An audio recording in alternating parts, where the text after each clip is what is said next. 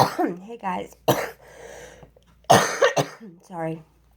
It's kind of late on Tuesday night, and I decided to come downstairs and record my update because tomorrow is going to be kind of crazy for me.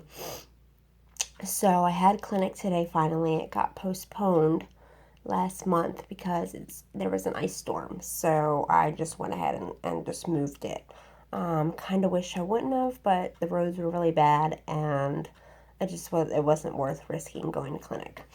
So anyway, I got to Hopkins today, and I've lost 7 pounds. I'm down to 101 from 108, and my lung function is down to 72%. And for those of you that know me very well, you know that I run in the high 80s to high 90s for my normal baseline.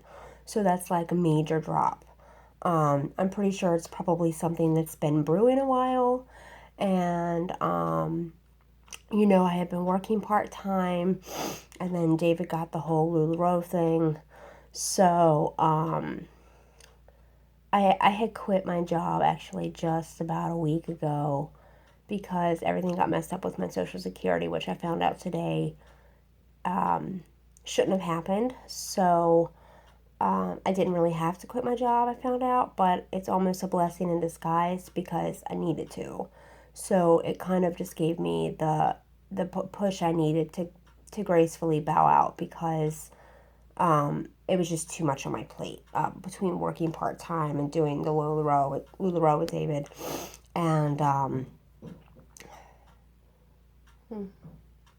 my neighbor made a noise. I thought the dogs were going ballistic upstairs.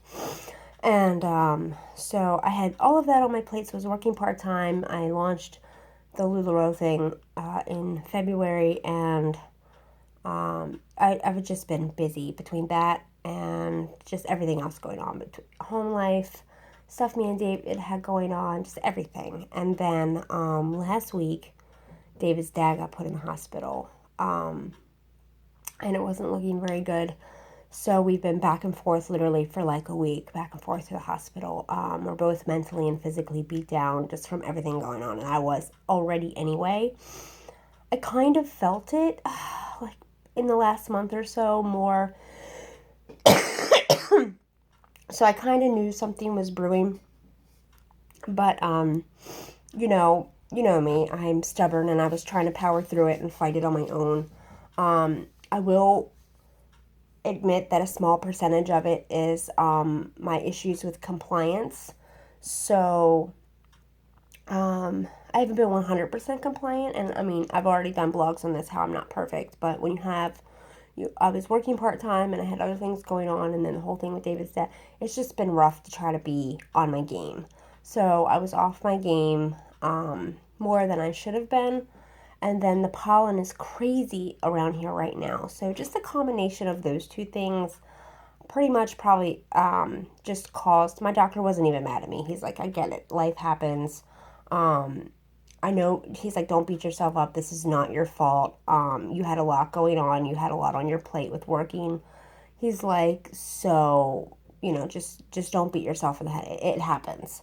So he said that it probably just got something brewing in my lungs, and I just couldn't beat it down on my own, no matter how hard I was trying. Because I was really, despite my compliance issues, I was really trying hard to fight it.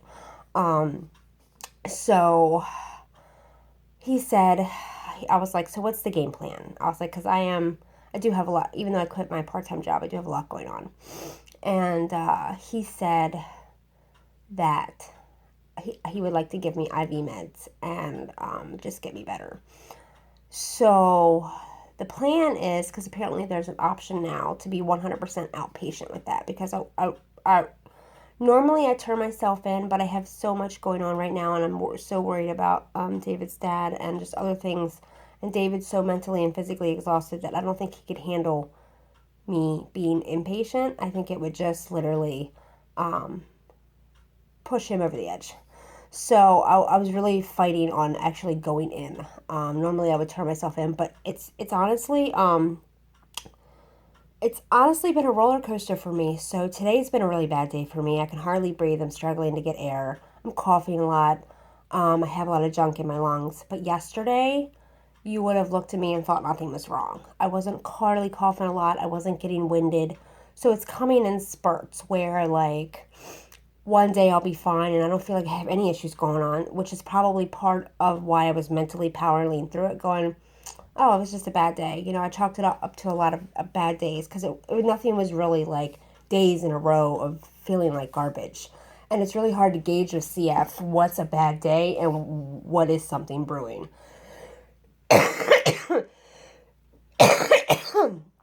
Sorry. So anyway, because IV meds are 100% outpatient option, I was like, okay, I will absolutely agree to that. I want to get better. I have way too much going on to be sick and just be down for the count. Because everybody knows my stubborn ass just does not have time for that shit. So tomorrow I'm supposed to get a PICC line placed at 2:30. As of this evening, they were having problems with my Medicare Part D paying for home care, and I pretty much told the nurse, figure it out, because she's still relatively, she's not relatively new, but she's not really dealt with me a lot, so it's more like, fix it, because that's the only option, because I'm not coming in. I can't do it right now. I just can't. And I know that's stubborn and ignorant and fucked up for me to say, and I absolutely probably should if that is the only option, but I can't do it right now. It's not even an option. So hopefully everything will work out tomorrow, and I'm going to get my PICC line placed anyway. I'm pretty sure they'll work it out. They just gotta make phone calls and yell at some people probably. I have this problem every time. And it's just more proof of how fucked up the system is. Because a CF patient should not have to fight to get home care when they are sick. They should not have problems with Medicare paying for their home care options if they don't want to be in the hospital. I'm probably saving you a fuck ton of money by not being in the hospital, because you're not paying for room and board every day. You're not paying for food.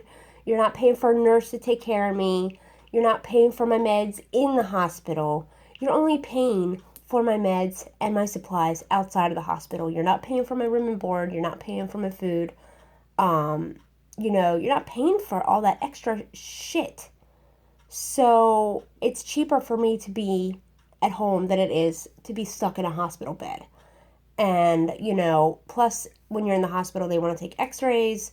I have to get blood work taken when I'm on home care. Obviously, they got to check my levels with my antibiotics. But, they want to take x-rays, they want to run this test, they want to do that, want to do this, want to do that, want to do this, want to do that. 5 million things. And there's no such thing as rest in the hospital at all. You don't fucking rest. You don't sleep.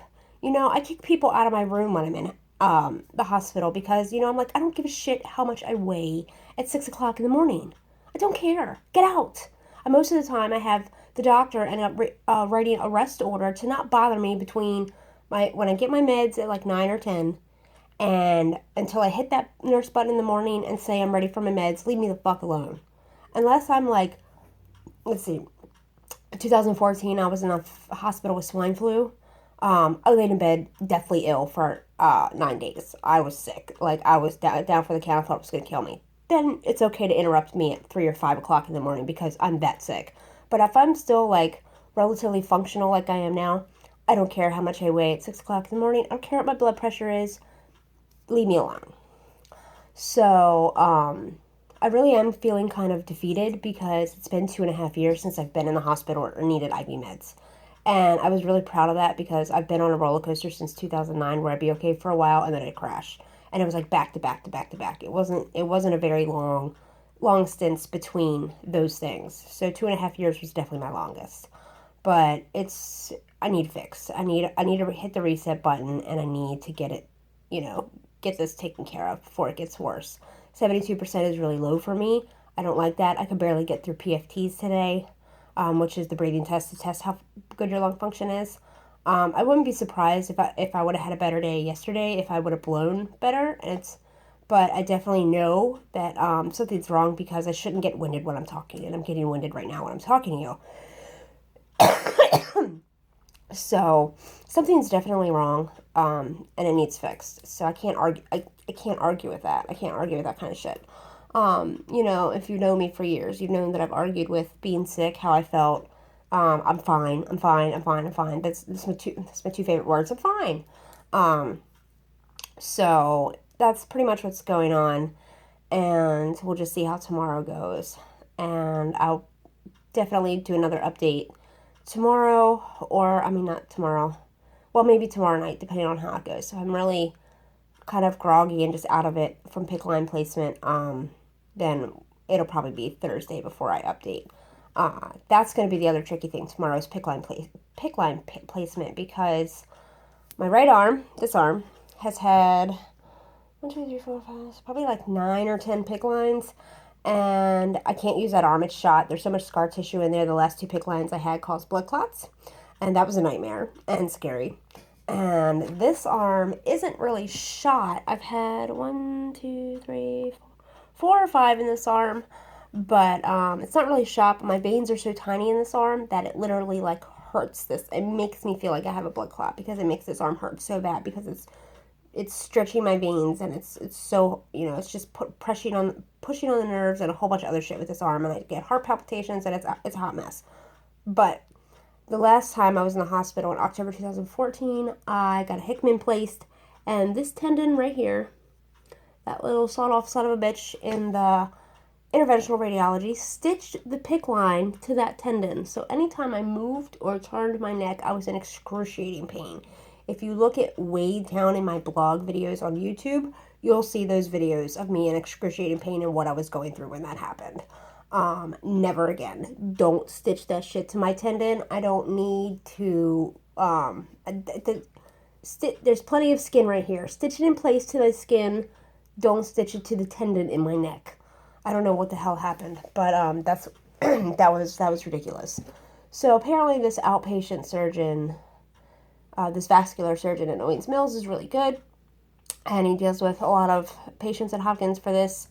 So I have to talk to him tomorrow and see if we can come to an agreement on where it should be placed. I don't know what any other option is other than your arm or your neck.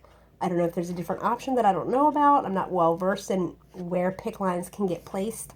It definitely can't be anywhere in my lower extremities because I have dogs and they jump on me, and that's going to be my only challenge because I've never done home IV meds since I have had Raven, Rizzo, and Sophie. Raven's my pit, Rizzo's my Boston. They're my 2 wild childs. They jump on mommy. They love mommy. So that's going to be my only challenge. Luckily, I have David here to help me. So I'll cross that bridge when I get to it.